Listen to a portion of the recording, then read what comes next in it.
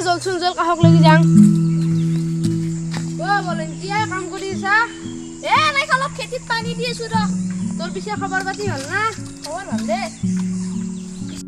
পিছে বা তহঁতে কিয় আহিলি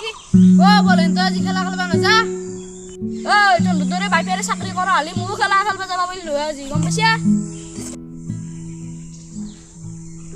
তই যদি নেখেলা আমি যাং দে আমি দুয়ে খেলাং গৈ যা যা তহঁতৰে দিন যা তহঁতে খেলগে যা বলবো দে আজি হ'বই দে